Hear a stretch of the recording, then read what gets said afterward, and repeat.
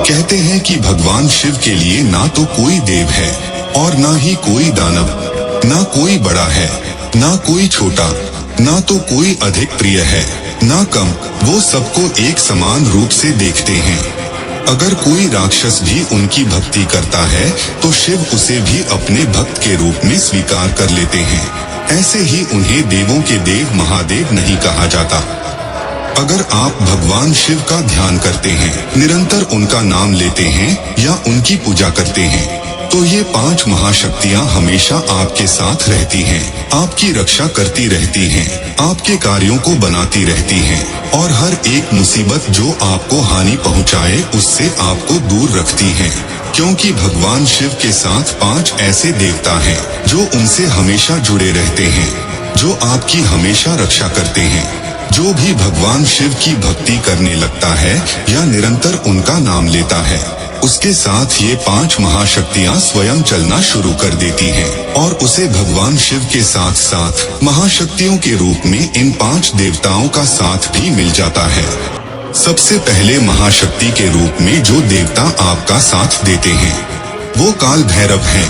काल भैरव भगवान शिव के रुद्र रूप हैं। काल भैरव का रूप जो है वो काल से भी परे है। जो काल से परे हैं वो काल भैरव हैं। काल भैरव अपने आप में भगवान शिव हैं और समस्त गुणों को धारण करने वाले हैं। भगवान काल भैरव भूत प्रेत पिशाच सबके अधिपति हैं, राजा हैं और इनकी आज्ञा के बिना कोई भी बुरी शक्ति आपका अहित नहीं कर सकती।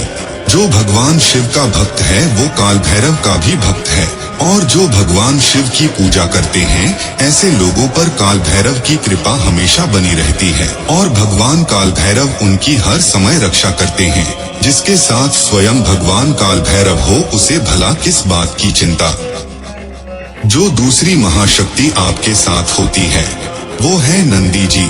नंदी जी भगवान शिव के बहुत करीब हैं और शिव जी की सेवा में सदैव तत्पर रहते हैं। नंदी जी की शक्ति असीम मानी जाती है। इसका अनुमान आप इसी बात से लगा सकते हो कि नंदी जी तो देवों के देव महादेव को भी अपने कंधे पर बैठा लेते हैं। जो भगवान शिव की पूजा या उनको निरंतर स्मरण करते हैं, स्वयं नंदी जी उनका रक्षण करते हैं और उन्हें सभी मुसीबतों से बाहर निकालते हैं। और सबसे बड़ी बात, नंदी जी भगवान शिव के भक्तों की प्रार्थना शिव जी तक जल्दी ही और जरूर पहुंचाते हैं, जिससे भगवान शिव के भक्तों की मनोकामना जल्दी ही पूरी हो जाती है। तीसरी महाशक्ति जो स्वयं आपका रक्षण करती है वो वीरभद्र हैं।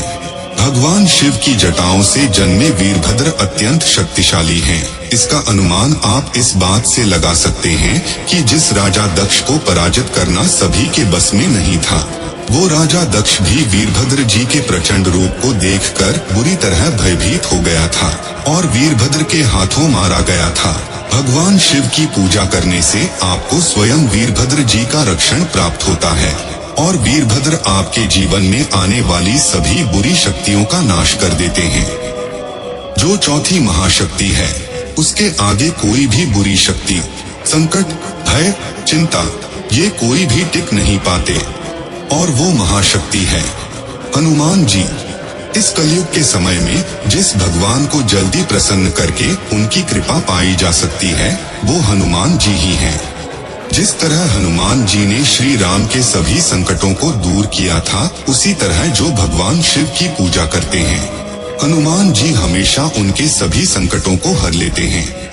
जिस किसी को भी हनुमान जी की कृपा प्राप्त हो जाती है, उसके जीवन के सारे कष्ट धीरे धीरे खत्म होने लगते हैं।